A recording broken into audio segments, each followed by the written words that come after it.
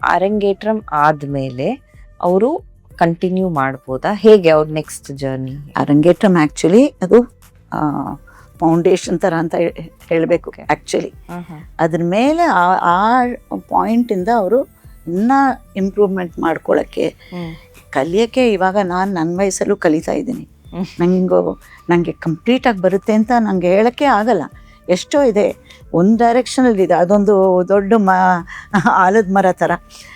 So ಅಲ್ಲಿ ಅರಂಗೇಟ್ರಂ ಆದಮೇಲೆ ಇನ್ನೂ ಎಷ್ಟೋ ವಿಷಯ ಇದೆ.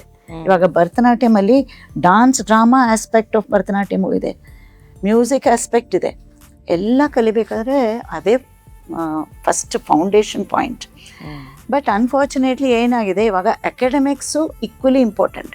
ಎಲ್ಲ ತಂದೆ ತಾಯಿಗೂ ಅವ್ರ ಮಗಳು ಇಂಜಿನಿಯರ್ ಆಗಿ MS ಮಾಡಬೇಕು, PhD ಮಾಡಬೇಕು ಅಂತ ಇರುತ್ತಲ್ವಾ. ಸೊ ಅವ್ರು ಏನು ಮಾಡ್ತಾ ಇದ್ದಾರೆ ಈಗ, ಸರಿ ಒಂದು ಅರಂಗೇಟ್ರಂ ಮಾಡಿಬಿಡು, 10 ವರ್ಷ ಕಲ್ತಿದ್ಯಾ, 12 ವರ್ಷ ಕಲ್ತಿದ್ಯಾ, ಅದಕ್ಕೊಂದು ಸರ್ಟಿಫಿಕೇಟ್ ಬಂದುಬಿಡುತ್ತೆ, ಒಂದು ಎಕ್ಸಾಮ್ ಸೀನಿಯರ್ ಎಕ್ಸಾಮ್ ತಗೋ, ಒಂದು ಅರಂಗೇಟ್ರಂ ಮಾಡಿಬಿಡು, ಆಮೇಲೆ ನೀನು ಅಮೇರಿಕಾಗೆ ಹೋಗಿ ಹೈಯರ್ ಸ್ಟಡೀಸ್ ಮಾಡ್ಕೋಬೋದು, ಡಾಕ್ಟ್ರೇಟ್ ತೊಗೋಬೋದು ಅಂತ.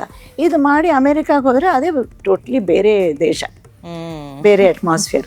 ಅಲ್ಲಿ ಯೂನಿವರ್ಸಿಟಿಗೆಲ್ಲ ಹೋದರೆ ಇದು ಅಷ್ಟೇ ಮುಚ್ಚಿಡಬೇಕು.